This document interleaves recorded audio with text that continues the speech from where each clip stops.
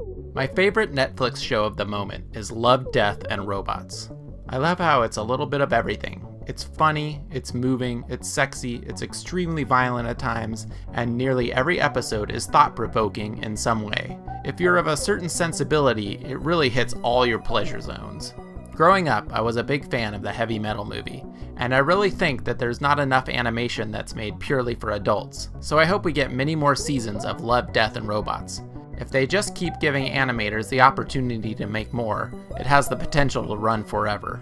I'm not sure how they're handling this show, if every episode is a one-off story, or if they do plan on giving some episodes a part 2. I'm really hoping they bring back some of these stories and characters, because these 5 episodes left me wanting a whole lot more.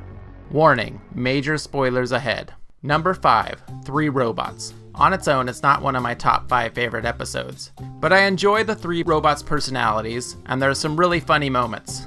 In the end, no nuclear winter was needed, just a long, heedless autumn of their own self-regard. You okay? Yeah, sorry, thought that would sound better than, nah, they just screwed themselves by being a bunch of morons.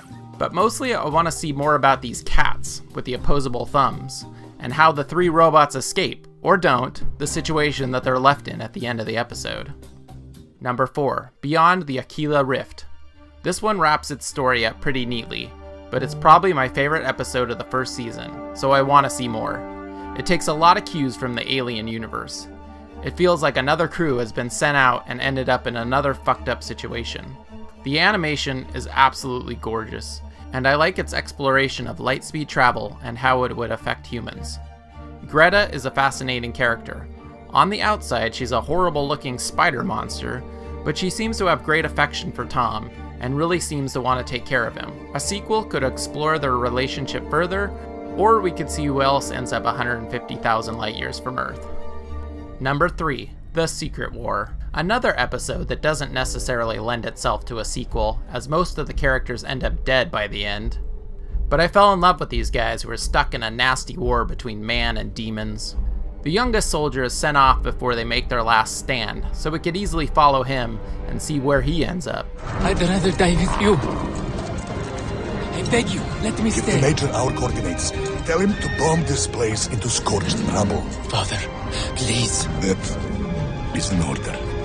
And the bomber planes coming in at the end suggest a much larger war than maybe we were first led to believe. So it'd be easy to pick up the story and see where the war is going. Number 2, Shapeshifters. Werewolf soldiers.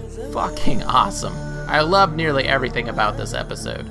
Decker is a complete badass. Unnatural is what you are. Unnatural. I can stalk my prey by scent alone. I can run for miles while you need to ride in a stinking Humvee all day. I can see clearly on a moonless night while you cling to your flashlight soon as the sun goes down. You ask me, there's not much natural in that.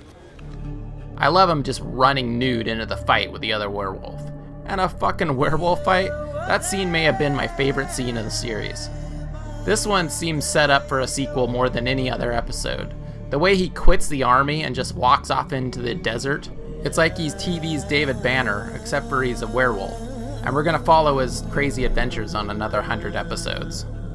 Number 1, Sonny's Edge. Probably my second favorite episode of the first season, and also leaves itself open to much more story. The animation is gorgeous, the fight scene is just incredible. This is also probably the most violent episode. At first we're led to believe that Sonny is the human controlling the fighting monster, but the twist at the end is that she's the monster controlling the human. So I'm fascinated by the character of Sonny. Where did she come from? And where is she going? And I'd absolutely love to see her fight more monsters. So Netflix, please make this a reality, and bring Love, Death, and Robots back for a season 2 and give us more of these episodes. This is my first attempt at a video essay / list, whatever you call these things. I hope to make many more, and I hope you'll come back. Thanks for watching.